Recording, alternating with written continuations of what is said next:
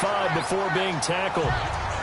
Hide receivers in certain situations, but a guy of his size can't really hide him. But the tight end drag route, definitely an effective way to sneak him across the formation for an easy completion and a first down. On first down, they run with Howard. And that play going absolutely nowhere as he's belted before he could get out of the backfield. They'll wind up losing 3 yards here. And that'll make this a 2nd and 13.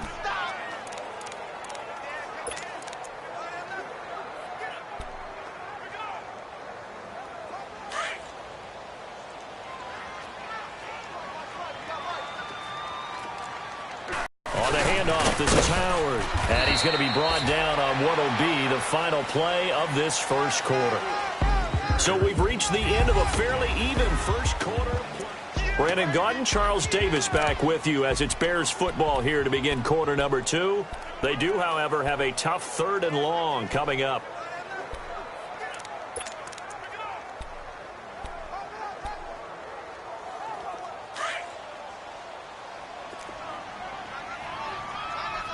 Now, Barney. Now let's go. 3-19. And now a first chance for the backup here to throw. And he's got it. Got his man on the end route. Complete. And they'll get 14 yards out of it and a fresh set of downs. As far as tight ends go, this guy's not a speed burner. He's much more of an inline blocking type of a tight end. But how about this last play? Made a nice catch and picked up a first down. That's what impresses me about him. When he's called upon, usually gets it done. And a quick throw here, that's complete. Touchdown, Chicago! As his guys are in for 6, and the Bears are in for 6. Everybody likes to see the long ball thrown, but when you throw it underneath and you see someone catch the ball, secure it, make their moves, and then turn it into bigger plays, that's a lot of fun to watch as well. Now the extra point try forthcoming. Extra point right down the middle, and it's now a 7.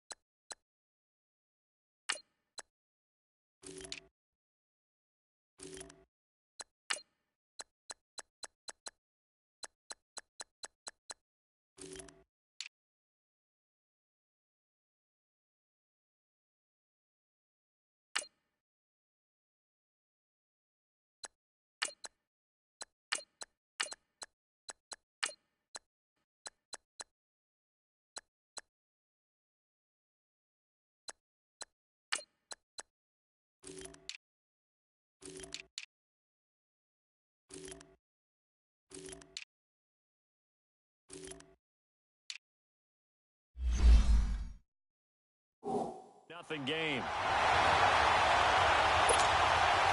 Now the punter Dixon out to kick it off. This will be taken very short. And they'll be set up pretty nicely here as they have it up to the 35-yard line. Now here's the signal caller getting ready to lead this offense again. And what would you...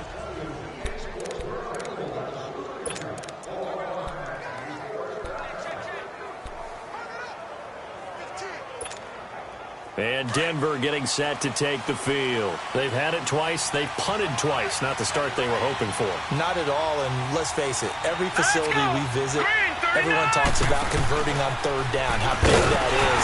In this situation, they've had to punt it away twice, so they're furiously going over things on the sidelines. What do we need to do to pick up a first down and change our momentum?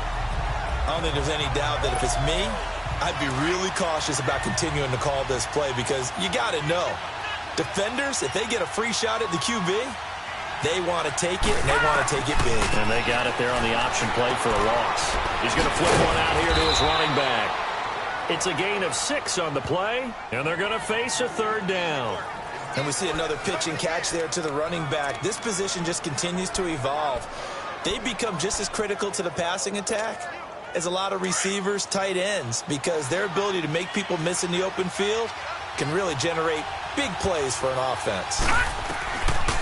Now back to throw. And this is going to be incomplete. Not only was the call spot on, how about the execution of that defense right there? The zone was absolutely locked up tight.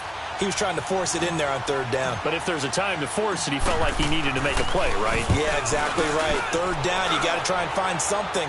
There's nothing available there for him.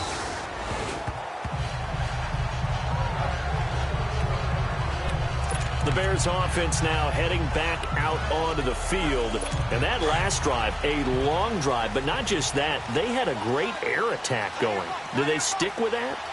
I would think that they would, because if they were confident enough to do it on the last drive, starting backed up in their own territory, why would you change anything? They've got to be confident about what they're presenting and continue to do so. Yeah, because the secondary, they really look clueless.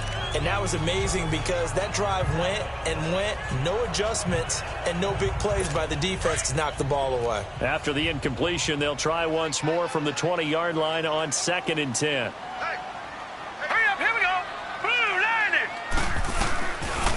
To throw now on 2nd and 10.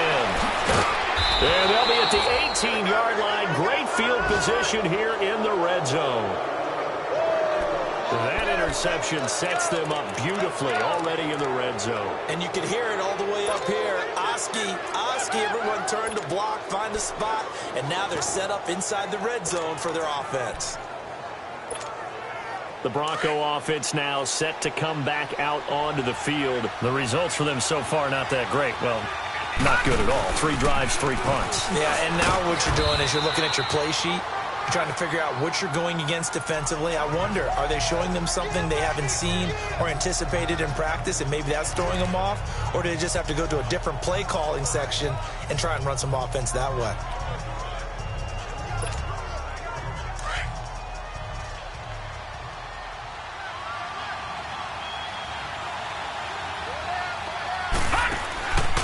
From the shotgun, he'll look to throw. Now the pressure gets there, and he goes down just inside the 20 at the 19. I'm starting to feel for that quarterback back there. I mean, you know me. Normally, don't have a lot of empathy for the QB, right? In this case, definitely. He's been on constant duress this entire game. I don't know how he's surviving back there. And to think, there's still a long way to go in this football game. They'll set up a throw. And he is into the end zone for a Denver touchdown. In for the score. And the Broncos are an extra point away from tying the football game. A try here for the extra point. And that's exactly what you're supposed to do with good field position. You make the other side pay when you don't have far to go for the score. The extra point splits the uprights. And we are tied at 7.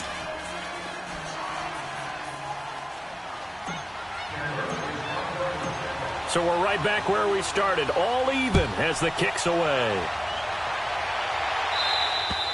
And they will not get a chance to return this one as it's through the end zone for a touchback.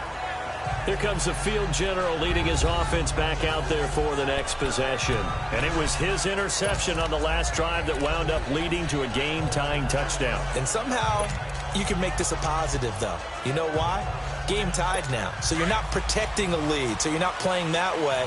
You got to go get the lead again. So maybe it loosens him up a little bit and allows him to go ahead and be a little more free in his play.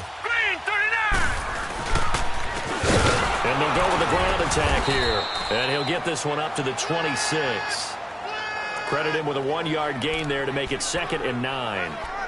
And this is why aggressive defensive coordinators love to blitz. It wreaks havoc because they end up taking their attention to the blitzers, freed up the D lineman to make the play. The last play got just a yard. Here's 2nd and 9 from the 26. Here we go now. Blue 90. Blue 90. Out of the gun. They'll look to throw. It's a short one here, complete to the tight end. And he'll get to the 29-yard line, brought down there. Only 3 yards on the catch. It's 3rd down. The Bears on 3rd down. They've been okay, 2 for 3 thus far. This will be 3rd and 6. Hurry up, here we go. On play action, they'll throw. Firing quickly here, and that's complete. And he will have a first down as they get him to the ground at the 37. His first catch, good for 8 and a first down. That's a staple of this offense. Drag right in. Yeah, he's unable to use his size to break off much more yardage after the catch, but still an effective gain nonetheless. All right, here we go. Trying to bounce it outside, but he's only able to get it back to the line of scrimmage. No gain on the play. It'll be 2nd down. Perfectly designed blitz right there. They took that one from the grease board to the field because they were able to free up their linebacker to get into the backfield and spill the play.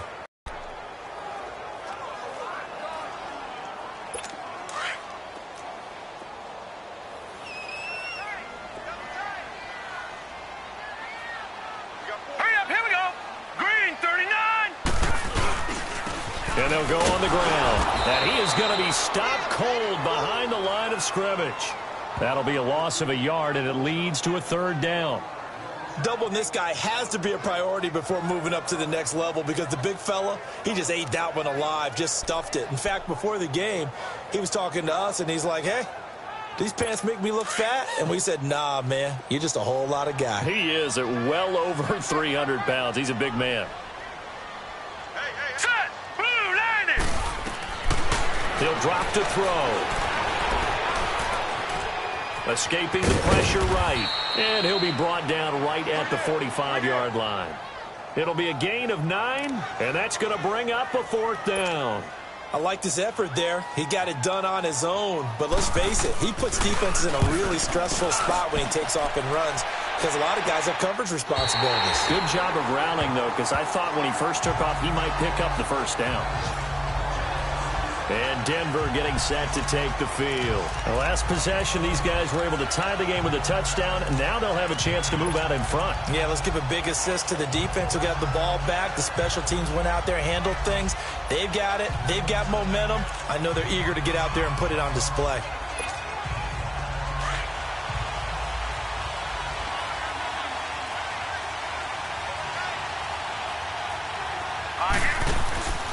They'll come out throwing here on 3rd down. Throw left side complete. It's Manning. It's a loss of 4 there, bringing up 2nd down. And never good on a pass completion there to go the wrong way. Lost yardage. No, for some reason it seems to work better when you throw it downfield or you can move the ball downfield running it that way, doesn't it? But in this snap is they'll look to throw.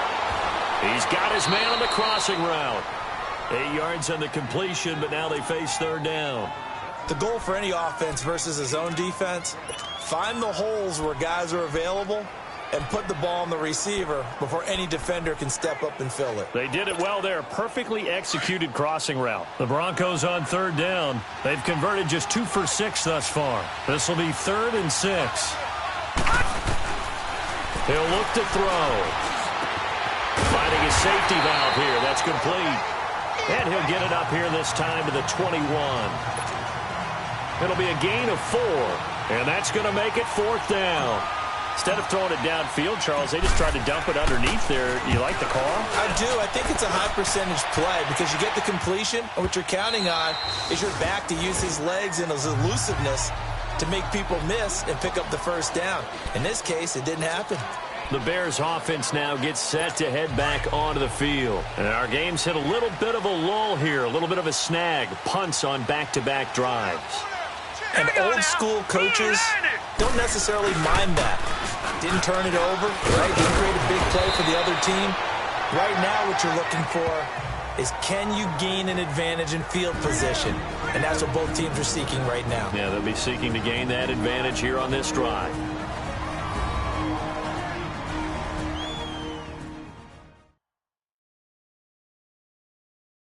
Coming up at the half, a reminder, we go back to Orlando to check in with Jonathan Coachman. He'll have a look back at our first half as well as a look ahead to what's coming up later this weekend.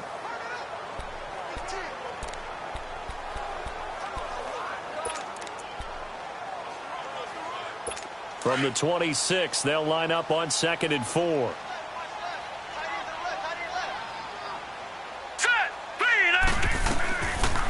They'll run it now out of the gun.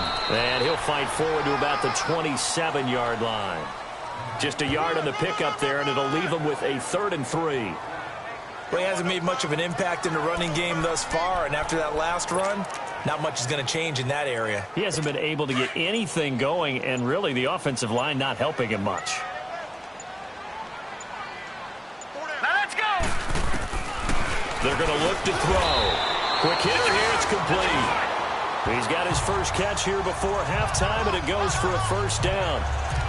And that one was a lot of fun right there because that was the game within the game. 3rd and short, blitz was on. What's the key for the quarterback? Get out of your hands in a hurry. And that was a quick little completion. Got the job done for a first down. From the 34 now, here's 1st and 10. Here we go now. 3-19. Now on first down, he'll drop to throw it. Flush to his right. And he'll be taken down, but not before he gets into enemy territory. And now we won't see a play on first down. We're going to get a timeout instead, as the clock will stop with 55 seconds to go until halftime.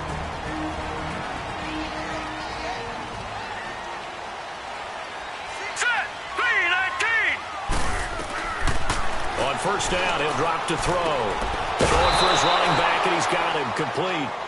Nothing on that one. It'll be 2nd down. Now, they couldn't get anything going there out on the right side in the flat of the swing pass. And didn't we have a discussion with their staff about wanting to get the backs more involved in the passing game? Huge emphasis for this game, but obviously the defense had other plans and really made a nice play. All right, here we go. Green, 39. Now he'll look to throw here on 2nd and 10. Throwing the slant pattern here complete. And now before this first down play, we're going to get a timeout here, as the clock stops here with 46 seconds remaining in the first half.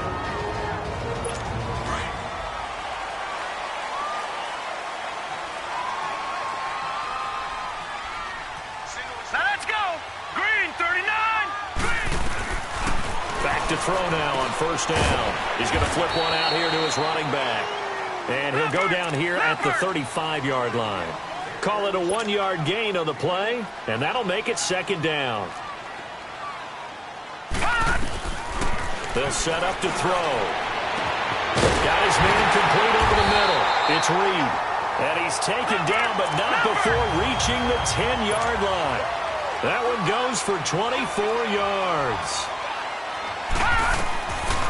They'll drop to throw. Oh, the ball comes out on the hit, but they'll say it's incomplete.